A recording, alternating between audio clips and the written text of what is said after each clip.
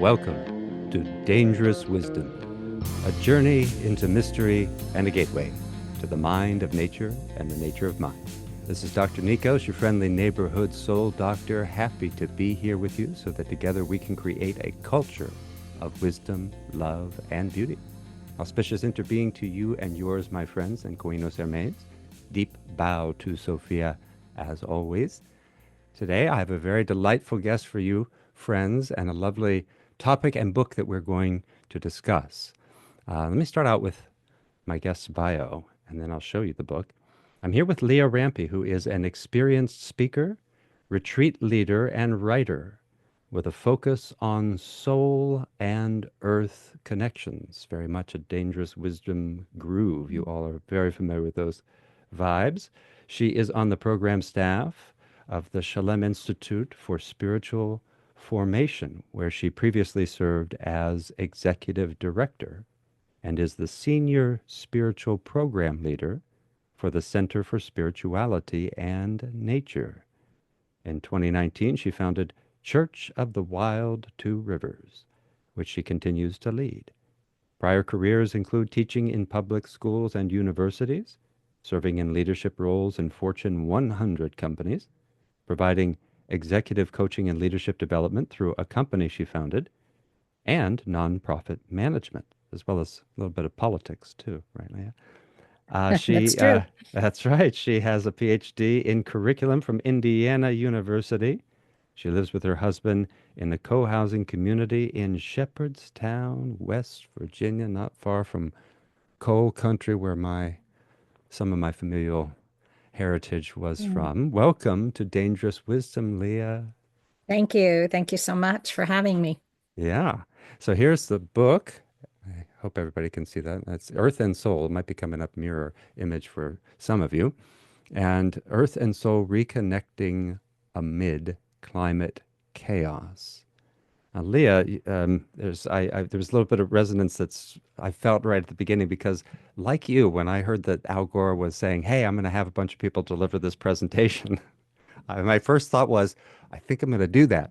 Now, the difference is that I thought to myself, nah, I mean, I'm this weird sort of, I'm this kind of strange philosopher who just thinks, let me just see if I could do it better or differently. I'm not sure if I want to do it like that.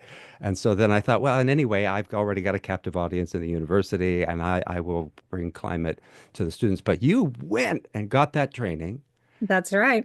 started going out there thinking like I think it's very reasonable to say, hey, if people just understand, there will be a shift. But you didn't really experience it that way. Maybe I don't know. Mm. Should we start there? Sure. It's probably explains a little bit about how I got to writing this book in the first place. When you list the various careers I've had, they don't necessarily lead to where I am now in a real straight line. That may be true for many of us, but how we can't predict where we're going to end up is probably not unusual for a lot of us. But I was really intrigued with the Al Gore presentation and his training. And of course, when you say you went to get trained by Al Gore, it sounds very intimate, like you're sitting there in a small room with him, as opposed to that you're sitting there with 1,000 other people. And he's been doing this for years, so there are thousands of people who have been trained to deliver his slideshow. And he is very insistent on updating that all the time. So it is, always kept current. But so were my daughter and I. So as we started doing these presentations, and I think it helped that she was a teenager at the time. And so I think there was probably some attraction to a mother-daughter team that got us maybe a few more invitations than they might have had I been doing it just by myself. We found that every single time we were going out to do this presentation, everything had been exacerbated. It was more. Whatever was the last hottest month, there was now a new one. Whatever was the last highest temperature, there was now an increase. Um, the spread of diseases because of the warming were now further. Drought, flood, Arctic extent. On and on, everything was more and more. And it also was disheartening, I guess you would say. Maybe that's the word. As you mentioned, we got there with all this hope that if people just understood, if they just really knew what was going on, that they would be motivated to change. And we didn't find that was true at all. Um, we found people were riveted by the information, they were interested. Some of them wanted to borrow the slideshow and do it themselves. And yet, that groundswell of change that we had hoped to evoke um, was really hard to see.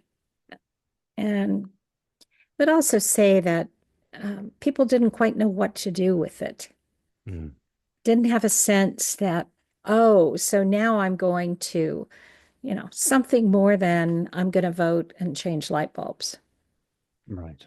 Hmm. Hmm. It's obviously it's a very daunting problem, and we are in the same place that the wisdom traditions have always seen us. We're stuck in suffering, and there's a way out, but nobody is doing it.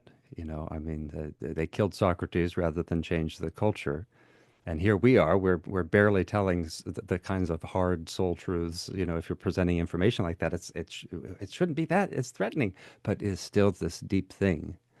And so some of that frustration, and which so many people there, I know there are a lot of people who are listening, and there is all the stuff that we go through of feeling alone, feeling that it's overwhelming, feeling that we're not sure what to do, and wondering how could it possibly be, because this just seems off the chart irrational, that you're sawing Right. the limb that you're sitting on. You're just sitting there sawing it, and people are saying, that limb is going, no, no, I'm going to saw harder.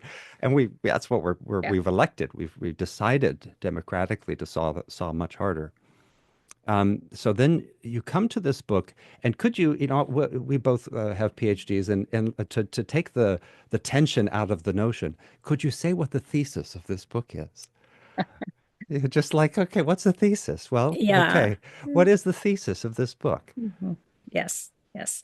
Well, let me start by saying the question Hmm. that I am living with, both in writing the book and that I continue to live with, is how do we live fully alive, deeply connected in these times? I often call them edge times, times of great loss, when we see even more loss ahead of us.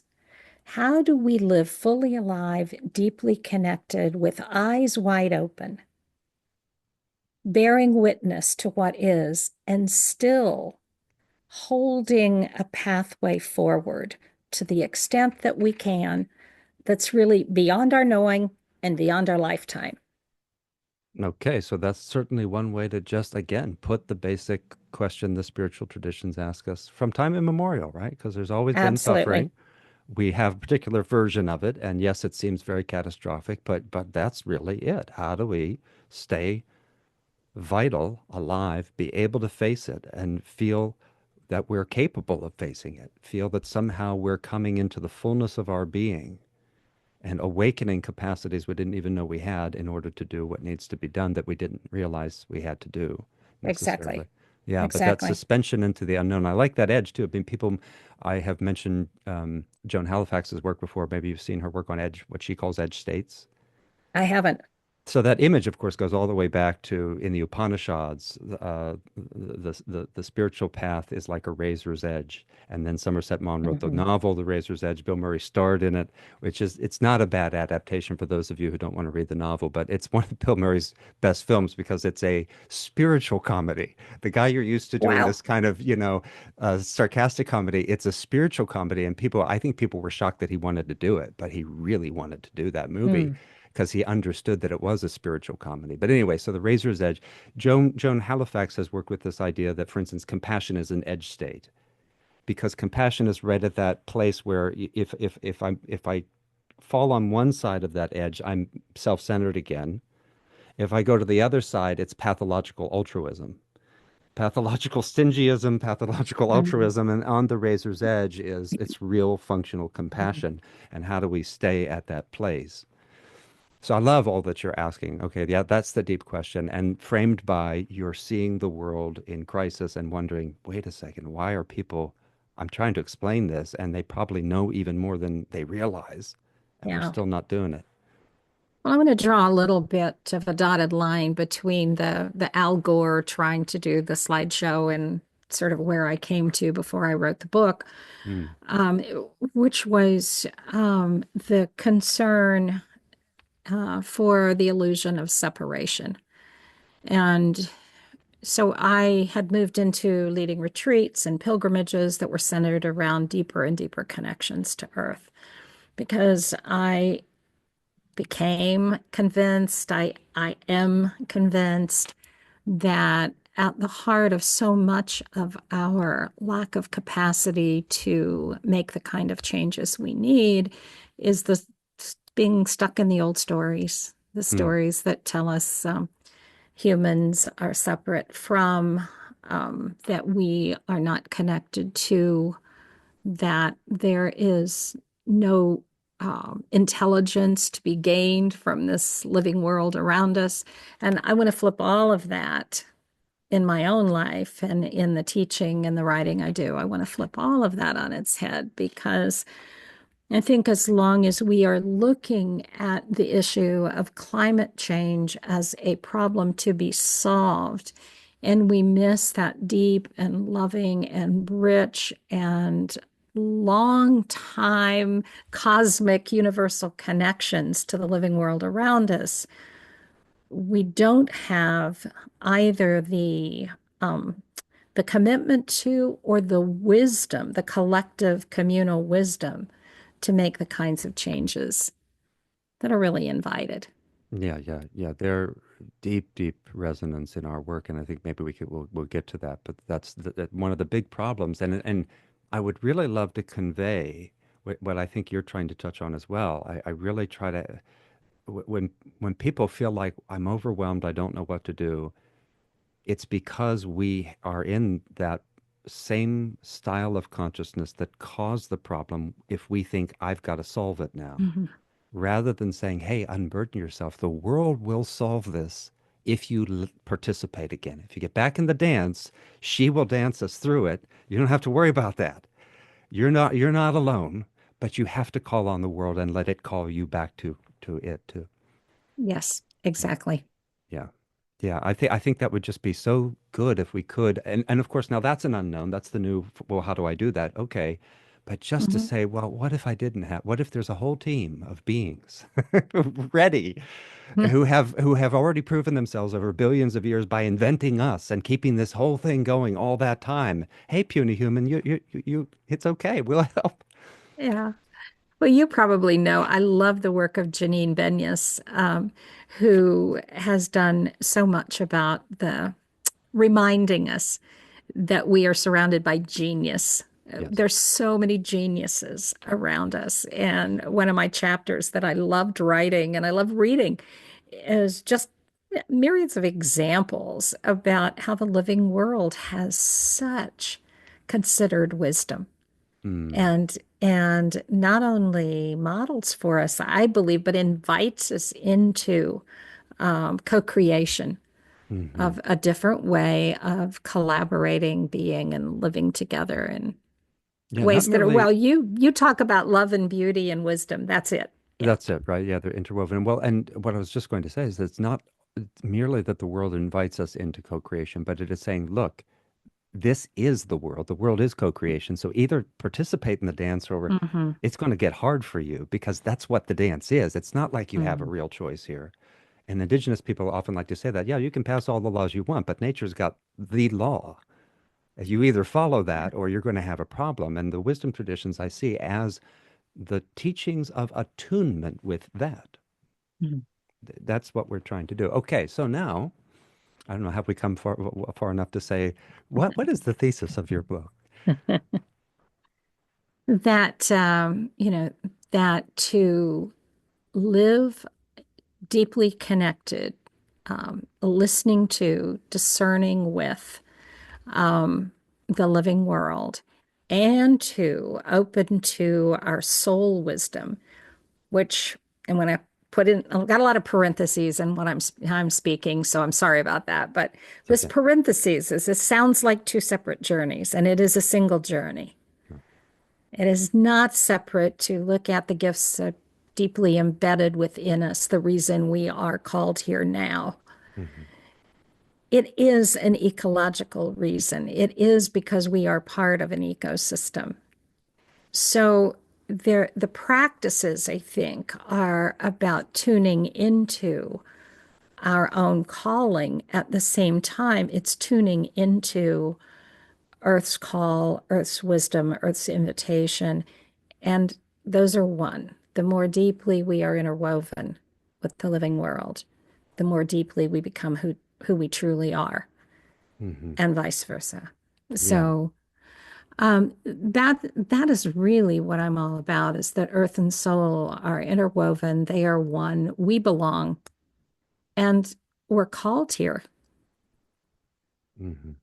We're called here in ways that help lean toward life and liveliness.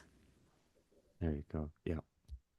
Cultivating the whole of life onward. And there's an edge state too. There's a razor's edge, not one that Joan Halifax talks about, but that you see that the place where we realize ourselves is at the razor's edge between the personal and the impersonal. It's as if we think it's a choice of one or the other. Or the way Martin Buber put it in I and You, he said, freedom and destiny, Mm. they meet, and that's where your activity is. The place where you feel like, wait a second, it was destined, but wait a second, that's the only place I found the freedom. And so this almost paradoxical Hmm. embrace of, okay, well, how do I walk that razor's edge? And I find myself, when I realize that my soul and the soul of the world, in fact, the soul of the great mystery, are not two things. That's the sign off for every episode of this. You're going to have to hear me say that again. But that's not how we end Good. every episode. Yeah. Your soul and the soul of the world are not two things. Hmm. But then I say, take good care of them. They're Hmm. not two things. Take good care of them to reinforce that. It's a paradox. It's a bit of a Yeah. paradox. Yeah. Okay. Well, isn't it fun? I mean, really, because we sit here trying to put words around, either in writing or spoken words, around what we're trying to describe that's really wordless and Yes. timeless. Yes. I'm really clear it's also beyond my knowing. So I'm also kind of reaching out and trying to touch glimmers. Yes. And That's and then I'm trying to explain to you what I'm trying to touch. So I do feel that the conversation, the language is important. I think it really sustains our commitment and our learning, and yet it's not about learning either. So there you go. It's or it like, isn't is. this fun? Right. Yeah. Well, I mean, because it depends. Because like, there's a way in which we have to engage in the learning process of how we heal everything that we damaged, so to speak. Mhm. Okay, that the world is going to learn how to balance itself again, because we did things that force the world's going to have to learn what to do with the plastic, and we Mm. have to surrender to that learning. We have to say that we don't know, and that the knowing actually will never be individualized in a person, but that the world is going to come to know how to be after this. And we have to kind of come to know, but understanding that, yes, it's not me, what I know in this cranium, but then there's a knowing working through me.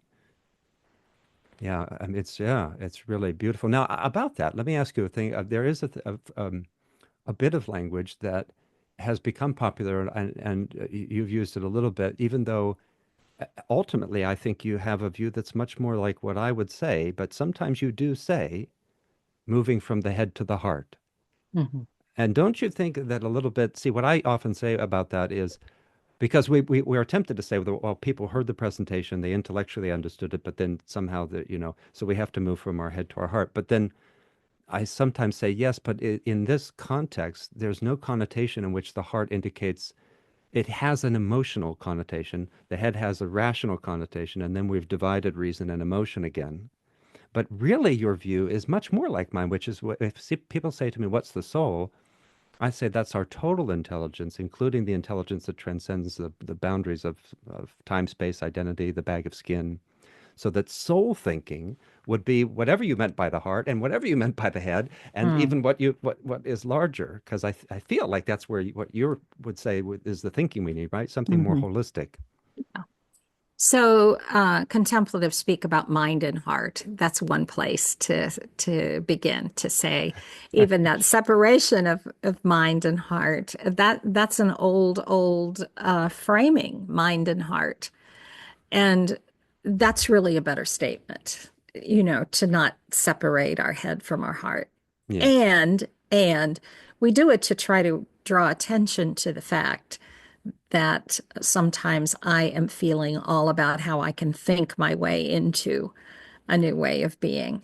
And I Right. am not attending to, even though my heart is there doing all of its inviting, Yeah. um, I'm not attending to it. It's a place where there's an invitation, I think, Yes. to bring that all together cohesively. And yes, I see soul as well, I will say I've been really influenced by a lot of reading of like Bill Plotkin and some of his work as he talks about soul and thinking about that as a way in which we are deeply connected to the soul of the world, or as you're saying, within, how we are living within the soul of the world. And it's more than and probably indescribable for me. Mm-hmm. Mm-hmm. Let me go to a couple of touchstone moments. One is sort of like a synchronicity in your process, and another one, a story, which is partly the larger wisdom of the natural world and other beings, but also a little bit just like the way the world can kind of speak to us, almost directly pointing at our foolishness. Would you share the story about the dolphin? Mm. I do like that because I love dolphins. I love horses, and dolphins are the horses of the ocean, or horses are the dolphins I of the land, know. depending on which one you like better. But I love that story. It's one of my favorite. I'm so glad you picked it out. I haven't actually gone back and read it in a while, but it is the story of imagine yourself as a young out of college intern, and your work is to go to work in a research location where there is a single solitary dolphin in a tank, a huge tank. And your objective is to test the visual acuity of that dolphin. And so, imagine yourself as a humble intern. And your job is to stand behind a small screen with a very small cutout so that you are mostly hidden and to press a button that creates a sound. And when the dolphin recognizes the particular sound appropriately by slapping a paddle, the dolphin gets a fish. Now, the teller of the story, J.D. White, says for sure he knows that the dolphin knows that he is behind that screen, even though that for all intents and purposes, is not supposed to be the case by the designer of the experiment. And he didn't design it, he has no choice. So he follows the protocol to a T. Well, the dolphin goes through a period of time where he gets every single answer correct. And as he receives the fish, he takes every fish and stockpiles it at the bottom of the tank over and over and over again until a certain point when he switches and starts to get every single answer wrong. Now, it's apparent that your visual acuity is pretty clearly 100%, not 50-50 if you're getting it 100% right or 100% wrong. But what the dolphin does is when he gets it wrong and the buzzer tells him he's got it wrong, he goes to the bottom, he picks up a fish, and he cocks his rostrum back and throws the fish right dead into that center hole, smacking JD in the face over and over again. yeah. It was so clear that the dolphin had taken over the game. Mm. And then, the tragedy of this is when we think about how social dolphins are and what we know. Just even the little bit we know about how they live in families and how they care for each other and how they are together. And here's this dolphin that has been all alone. He's making this grad assistant into his playmate, into his companion, into his partner, I think, in the best way he possibly knows how. Mm, So it's to me, it's a poignant story. It's heartbreaking. It's funny because over and over again you're getting smacked in the face, and hauntingly beautiful to me. mm. I'm curious what drew you to it. Oh, I just absolutely love it. I mean, it really Yeah. feels like you're getting slapped in the face with a Mm. signal of your own ignorance that Yeah. you're ignoring, Yeah. and man, it's just a beautiful image, that dolphin saying, "Hey, really get serious here." And I think of how often think about Frans de Waal's book that asks, "Are we intelligent enough to know how intelligent other beings are?" And the answer is definitely Mhm. no. Mhm. And when we think about trying to communicate with alien life, and when we think about life on other places, and we don't know life here. So I Mm. often say, because the astrobiologists have recognized that they have to look for life as we may not know it yet. Mm. And when I think of the phrase life that we don't yet know, it's still here. Mhm. And then Mhm. connected to that is the fact that we have people with a business plan that says, hey, we don't know how to live here at all together. Even though this place has spent billions of years making itself perfectly suited for us, let's go somewhere else. Let's go to Mars. And the amount of money that we're spending on that. So then that's going to bring me to the story about the Congo, because that is also very poignant when you think Mhm. how Bezos and Musk could have just written a check to solve that problem, but they don't want to do that. So will you share the story about the Congo?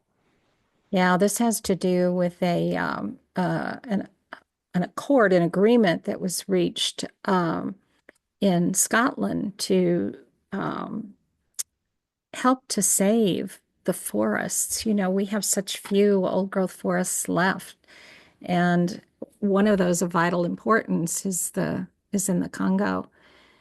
And I don't remember the number. I haven't pulled that story up either in a while, but I Half was a just billion, 500 half a million. billion. Okay. Yeah.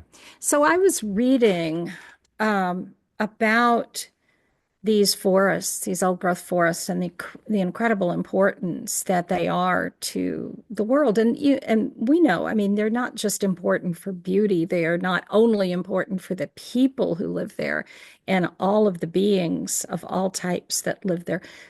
They're creating our earth systems. They're creating our weather and managing our wind. And this is earth in the form of forest. So there was a hope that this money would be used to help save the forest because, of course, people in the government, in the Democratic Republic of Congo in particular, were desperate for supporting their people. But that fell through. Uh, Governments did not own up to their commitments. They did not put together the funding. And so you have the minister in the Congo saying, well, then we're opening it up for oil and gas drilling in this forest.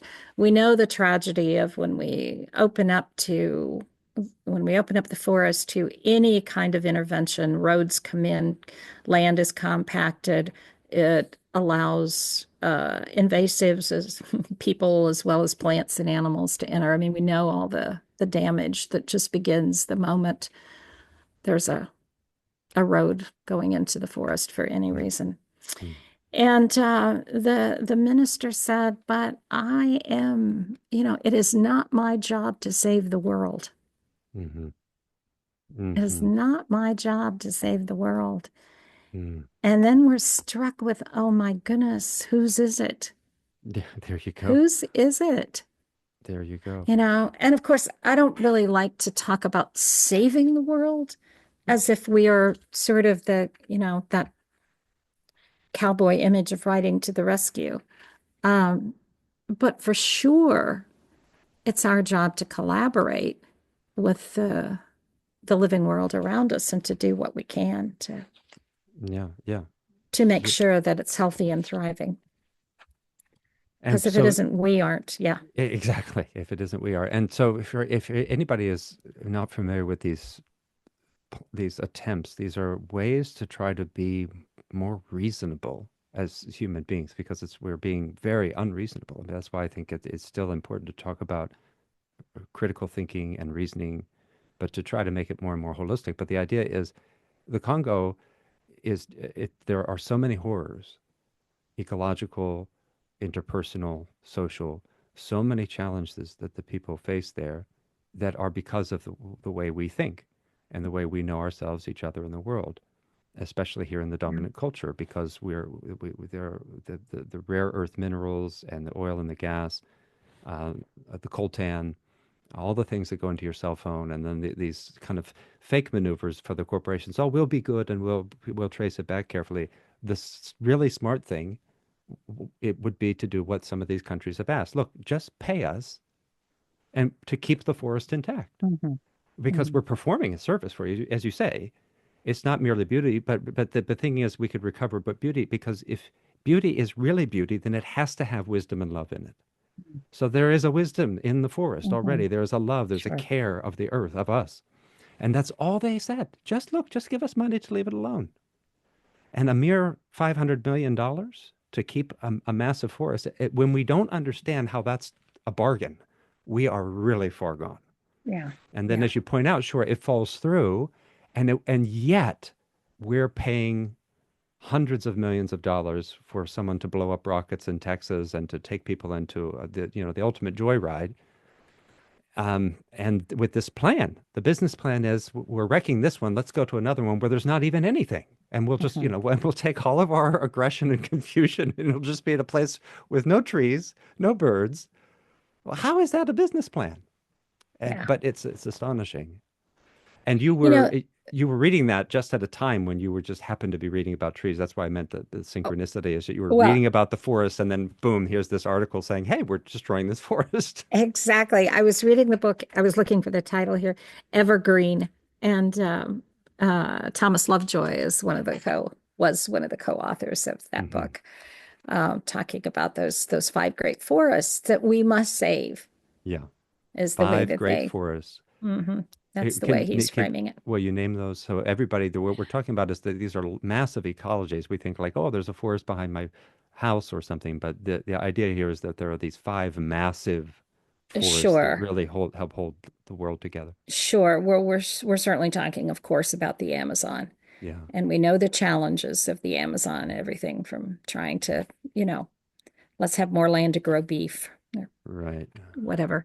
The boreal forest in Canada, Yeah, and much of our well-known toilet paper comes from cutting down portions of the boreal forest in Canada, yeah, the taiga, and across Russia, the Congo, and New Guinea, the forests of New Guinea, which of course mm, are under assault because we need palm oil. And yeah, I put right. need in quotes, but palm oil is in so many products. Yeah. We have to be really vigilant if we are not going to buy, if we're not going to support the palm oil industry, because it Yeah. is in everything from, you know, makeup and lotions to so many foods. Oh, yeah. Yeah. Once you make that decision that you're not going to buy palm oil, you realize how much it's in. And Yeah, even just, yeah, body care, food, it's surprising. yeah. Sometimes there will be a pledge that it's done safely, but you can't always be sure. I mean, it's definitely, That's right. Yeah. yeah, Yeah. I yeah. think we can probably have a healthy skepticism and not be too far off around some of those promises. Hmm. Um, I was thinking, there used to be a conversation in some of the corporations where I worked that you get a lot more credit for saving something from, where there's already imminent danger and things have gone wrong than you do from seeing ahead of time what needs to be done and stepping in to prevent it. Yeah. And people were talking about that at a personal level when they were talking about it in the sphere I was in the corporate world. How do you give any acknowledgement at all to somebody who saw what might happen and made changes so that it didn't? This is a bit of what I think is going on when we are looking for some other way that has nothing to do with getting to know and understand better the world around us and take steps to be living in greater connectivity and harmony, that love and wisdom and beauty. And take those steps. There's this no, we'll keep plundering until we can plunder no more. And at the same time, try to find a technical solution. There's a love of technology or an attraction to technology that is somehow really misdirecting us, or we're allowing ourselves to be misdirected. Yeah. I don't know. I'm just playing with that. It occurred to me when you said it that there's something that's attracting us about fixing Yes. rather than preventing. Do we feel better? Do we feel more superior because we've stepped in and created the rocket? I don't know. Yeah. Well, it's part of how we rationalize the process is also it is that we Mm, think that we can fix it. I mean, this is that very issue though is what Gregory Bateson's work tried to get at is that the person who tells you I have a solution to this problem is actually the problem screaming at you, mm, right? So that very mind that says I have that is the problem talking already. It's and but you hear the sirens call to I can fix it, don't worry about it, but it's actually just the problem whispering in a different voice, or mm, because that mind, that style of thought is the issue. And it's the same style of consciousness. It is that I will follow conscious human purpose rather than trying to figure out how we participate in the thinking that nature is, yeah. because that's thinking.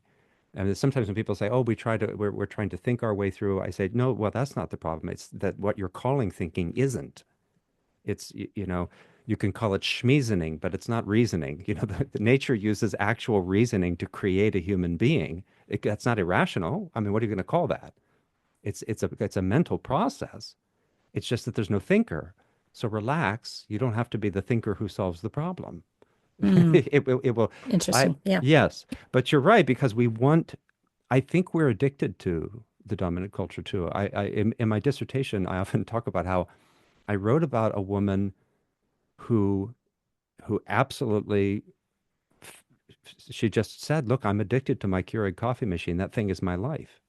Because do you know if she was a single mother working, 60, 80 hours a week, do you know how nice it is that I can just press this button and Mm, there's the coffee and I really I felt that like, okay, yeah.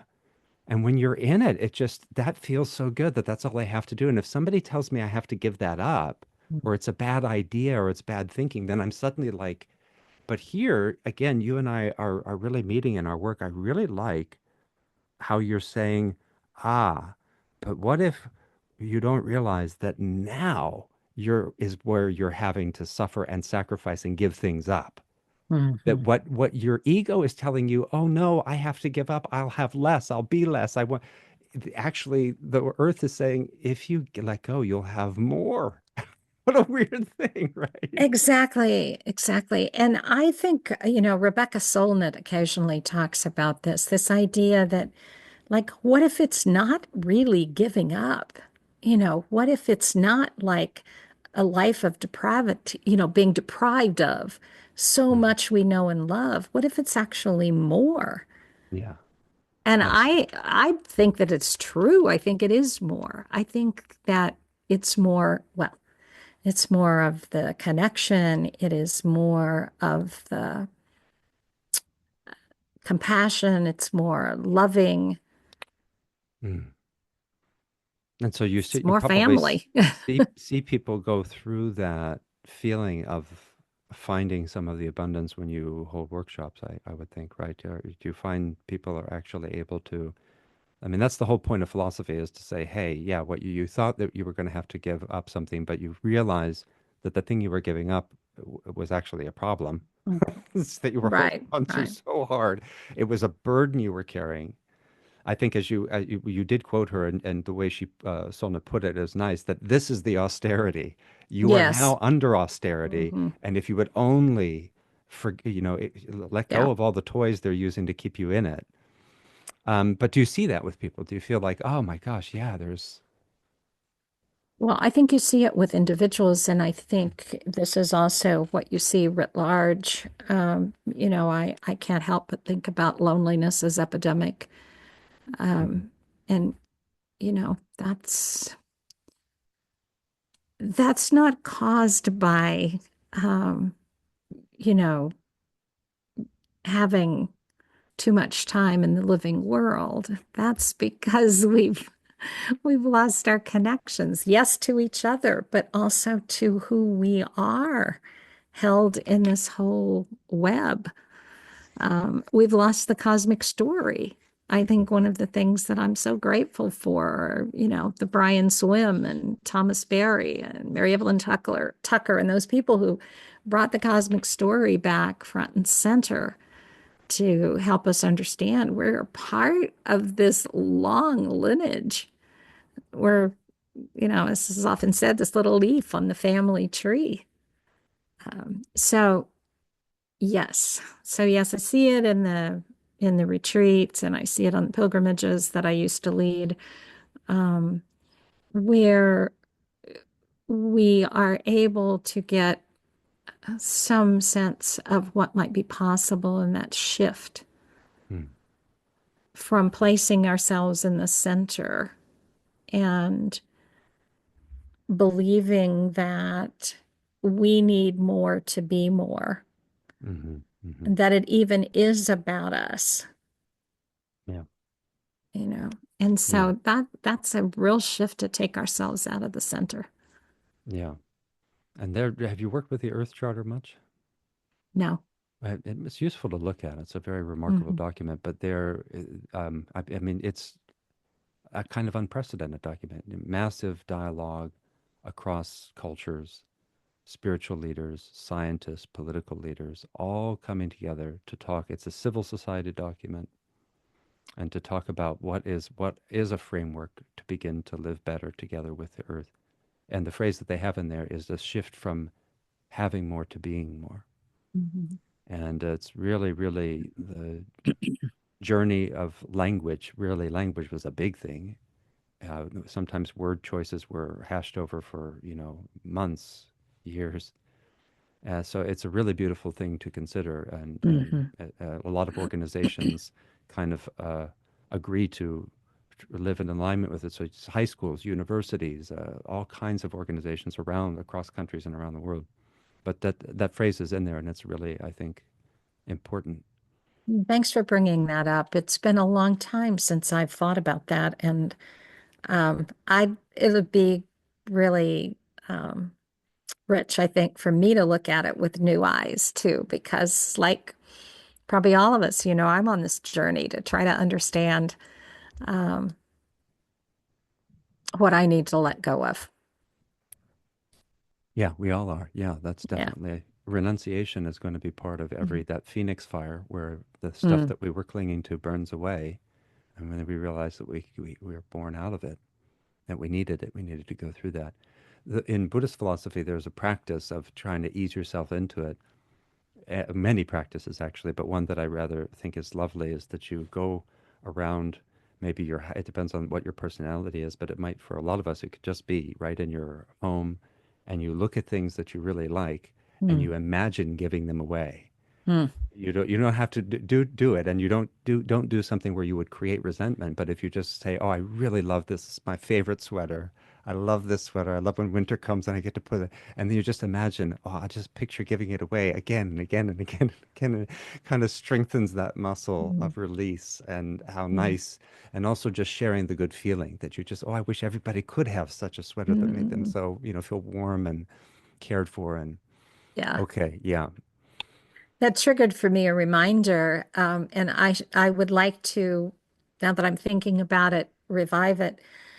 I walked up to a woman once. It was happened to be at a farewell party from an organization I was leaving. And I walked up to her and I said, "That is such an interesting pin. I really like your pin." And she said, "Oh, I'm glad you do. Let me give it to you." And she took it off and pinned it on me.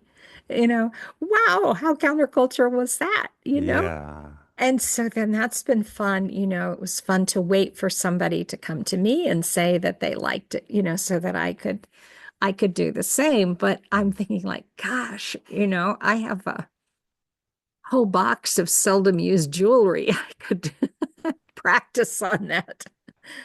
Yeah, isn't that sweet? I like that idea Uh, too. I know people who will uh, sometimes they'll come across something and they'll say, "I think this is for somebody." mm, And partly because they feel like, "Oh, this is really great, yeah. but I actually think this is not for me, but I'll take care of it." And then Mm, they'll meet. I've yeah. seen those meetings happen. Oh, I have something for you. And they'll like take it off their neck or whatever. I've been wearing this and this is actually it's for you. And you think, what a beautiful moment and how Yeah. meaningful to feel that you participated in a synchronicity somehow that was for somebody else. And the fact that we're talking about it shows how rare that is, Totally. Yeah. I had So, one not long ago where we're sitting around a campfire and we were telling stories and we were talking about, and I was talking about, somehow I said the phrase, we really need to think about giving the Black Hills back.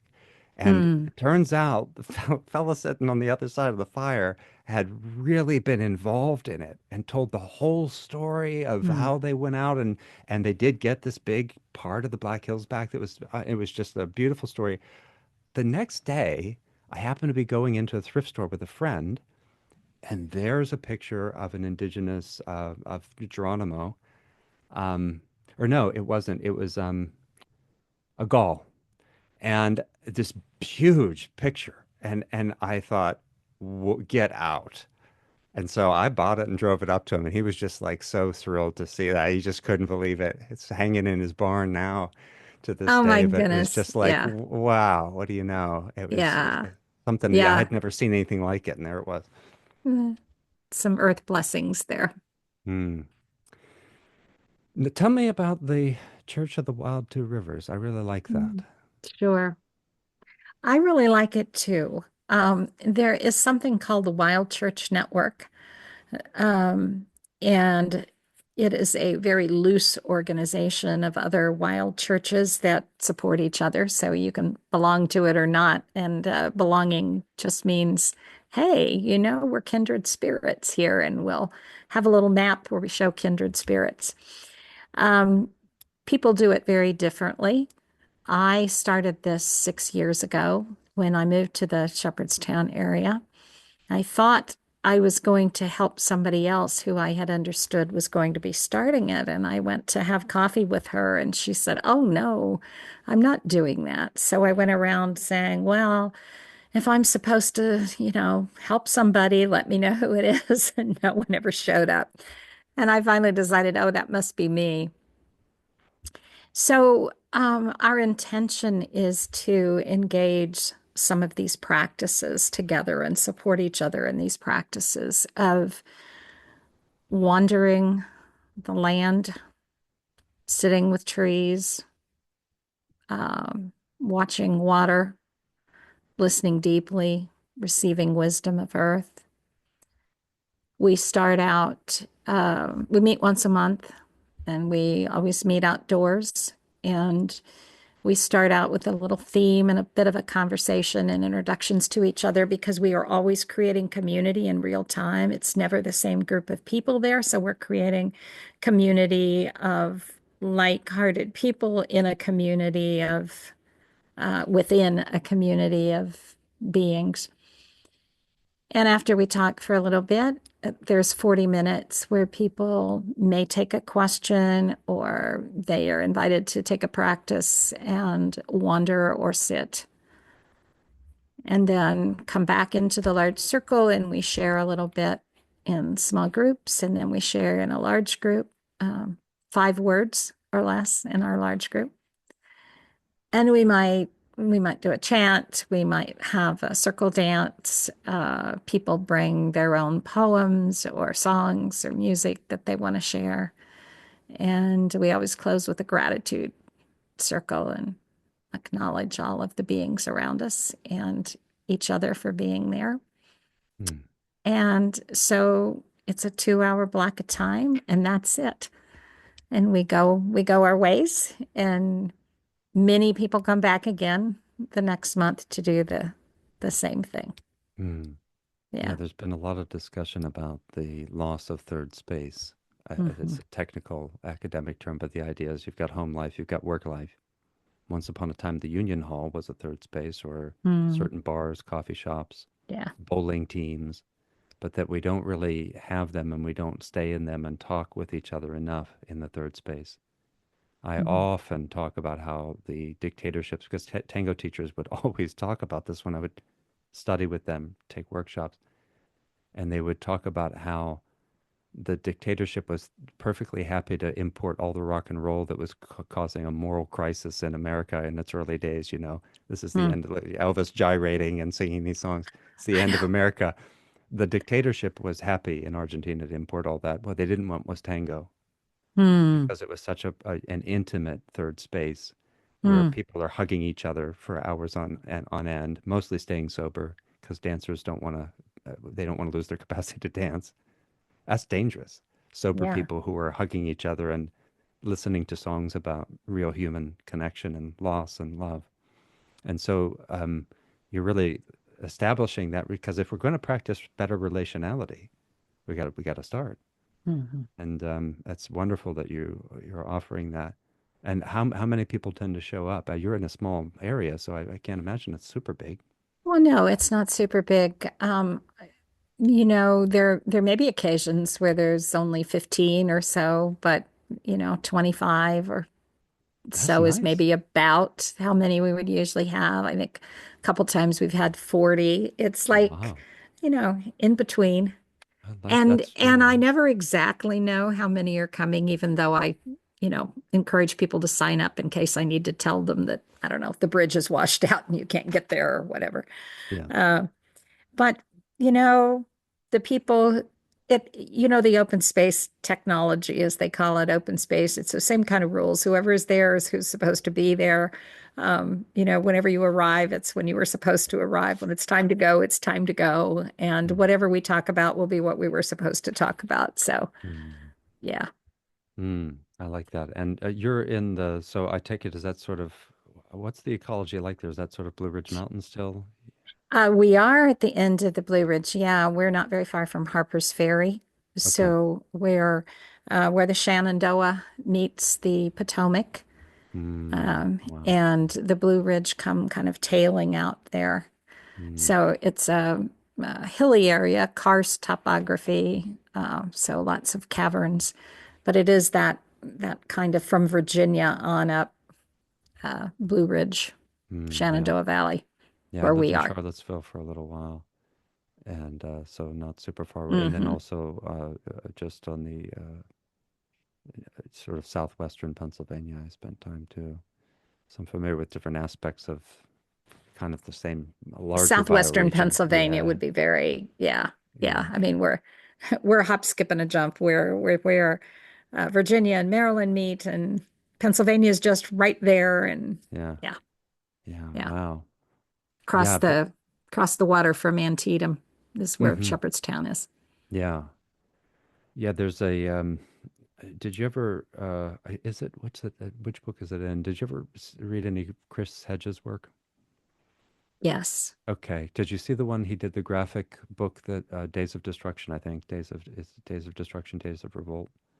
No. There's a beautiful chapter in there about a man from West Virginia, from coal country. It's really talk about Mm. somebody connected and knowing the world. It's beautiful. It's really a beautiful description. I read a passage of it in one of the episodes on the Way of the Wolf. So if Mm. anybody wants to just hear from that passage, you can listen to that series, which is a great series on touching on a lot of what we're touching on.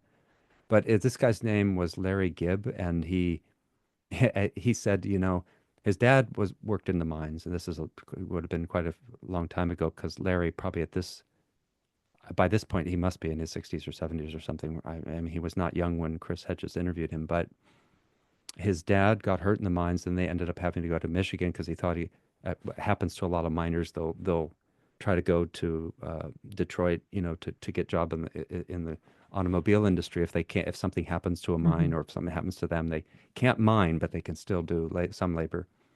And so he said, I was amazed. I didn't know I was poor till we went to Michigan, and people Ah, told me that I was.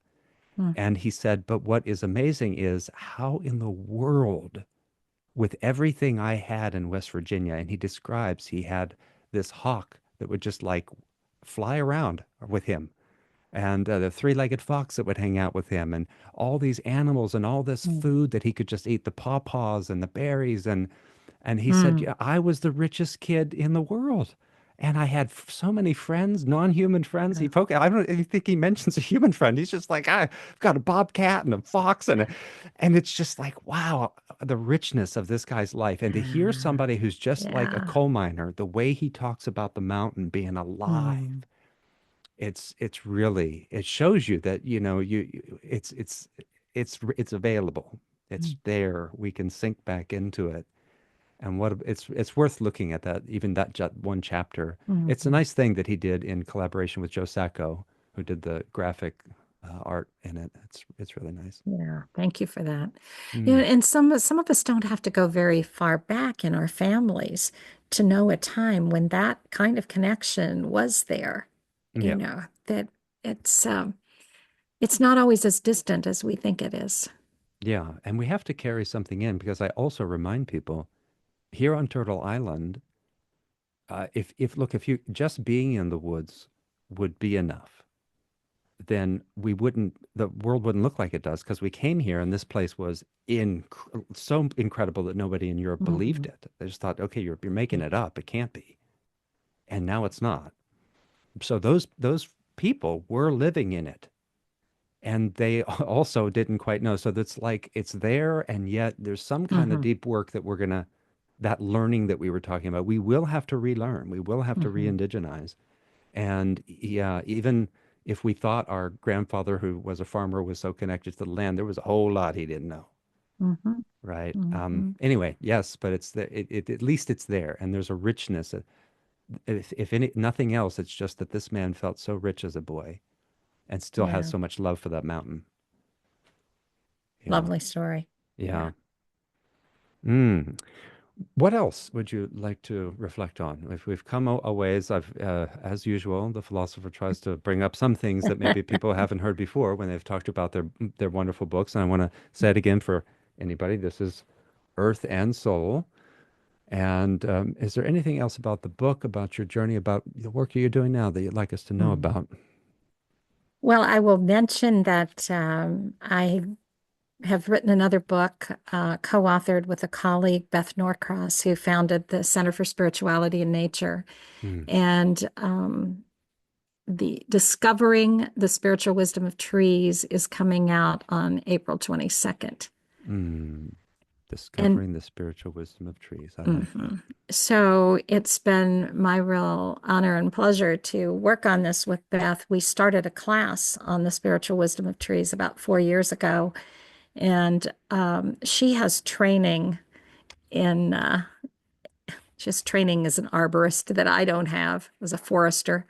Um, and So we had a really interesting and rich collaboration, but it's been a really exciting and fulfilling opportunity to do so many classes on the spiritual wisdom of trees because people are so drawn to trees, and Oh, trees seem to be like such a an entree for people into seeing the soul connections.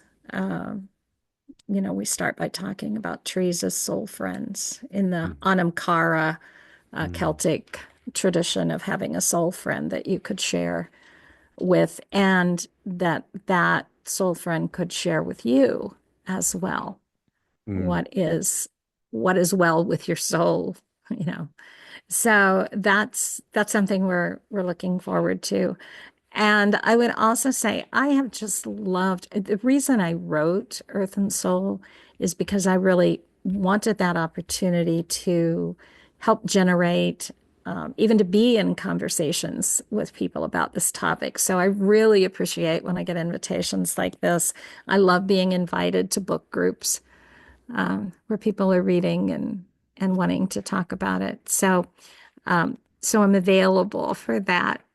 It's some occasionally somebody says, "How many books have you sold?" And I'm like, I honestly don't know, and it's really not my question. Yeah. My question is, are we having conversations that help bring us together and heal some of the wounds for human and more than human world and point us toward ways of living that might bring vibrancy and mutual thriving into into our consciousness and into our intention and into this world, as we've said before, even if it's well beyond our time. Yeah. So, Yeah. yeah, Well, maybe I can have you and Beth back on the podcast. We can just, so it's been released or in April. in April? Okay. Yeah, yeah. It's So, available for pre-order if you want to order 4 months ahead of time. well, you know what's Yeah. happened sometimes is that for, ahead of an interview, a publisher or publicist will send me a preprint copy. So that's an option, but we can also wait until after it comes No, out. we can make that happen. Yeah, well, I know it We happens all can the make time. that That's happen. Yeah. that's Yeah. many an Yeah. interview I've gotten the book Yeah. as a preprint. Okay, Yeah. so yeah, that's really good stuff. And now it is a really good time, especially as we need to really get wise in relation to trees and understand their Mhm. participation in forests and understand Yeah. all the spiritual and symbolic significance. And speaking of symbols, I always love, maybe we can finish with this because I know people have been responsive to this, and I've always loved the symbol of the Mobius strip. And Mm. in the philosophical community, I have deep, deep respect for Thich Nhat Hanh, who made a kind of career out of saying no mud, no lotus, Yeah. to see the interwovenness of we just want the lotus, but you don't get it without the mud.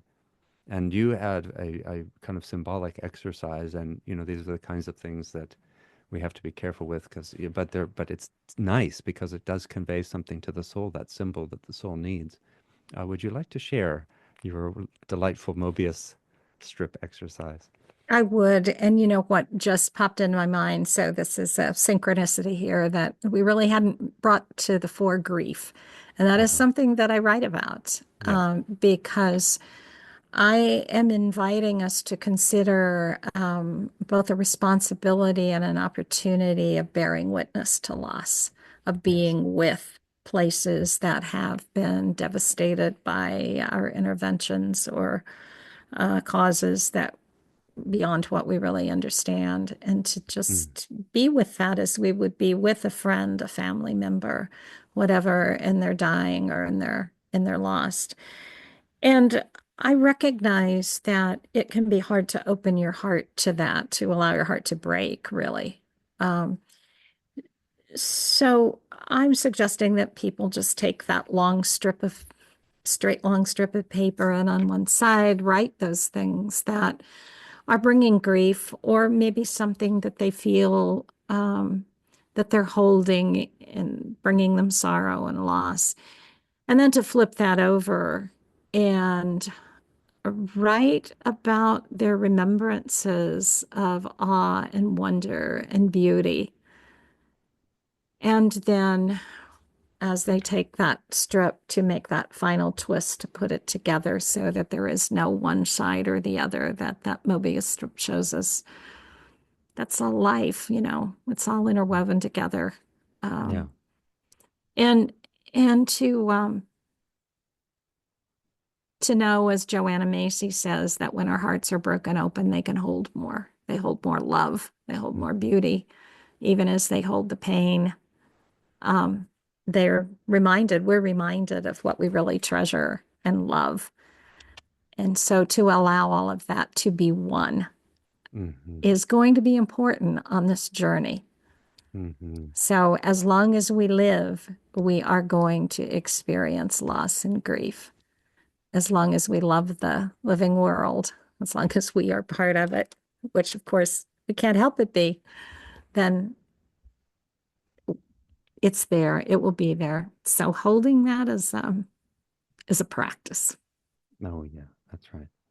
Leonard Cohen, there is a crack in Exactly. everything. That's how the light gets in. And so, for those of you, if you're not, you can, everybody here can Google Mobius strip, but it is the idea that what appears to be two sides isn't.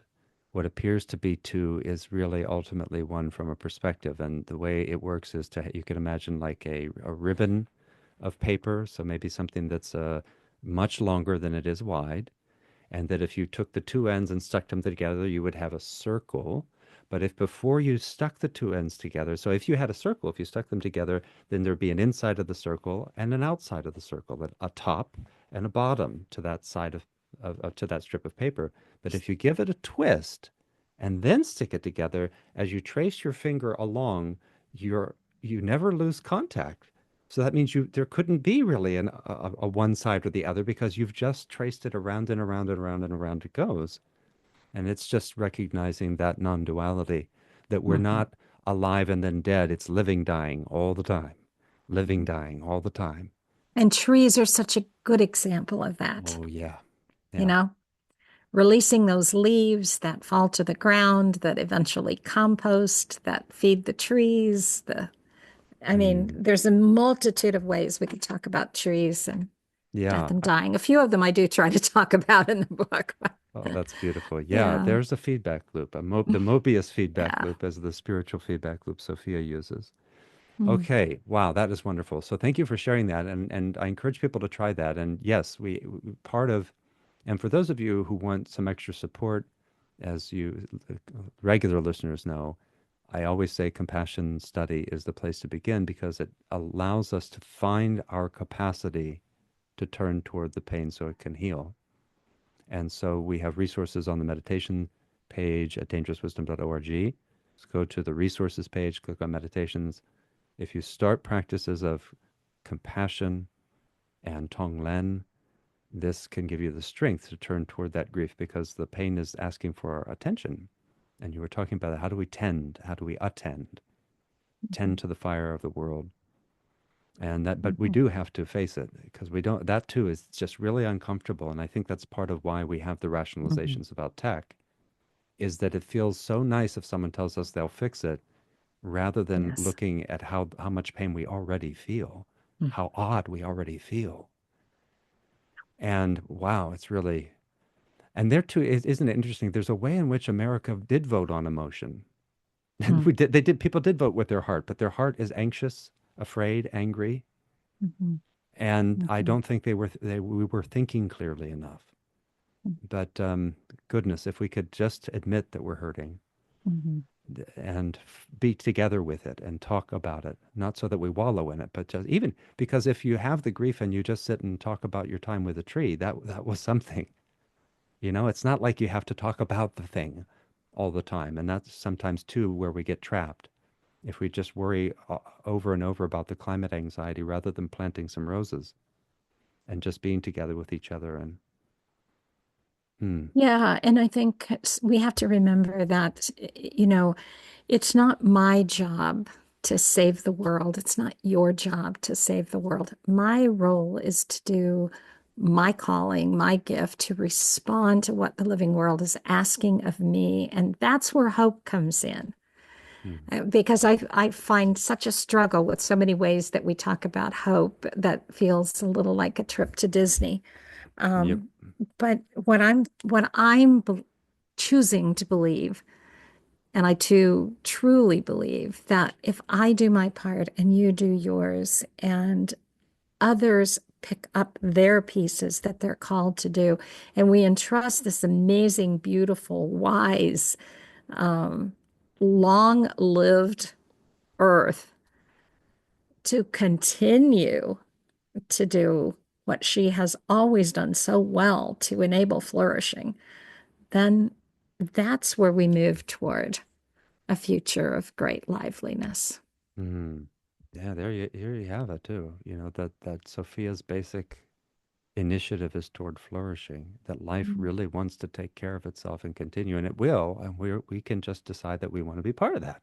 We don't want to Right. we don't want to be the Yeah, forgotten chapter, but no, yeah, we want to be in that dance. that's right. That's right. Mm.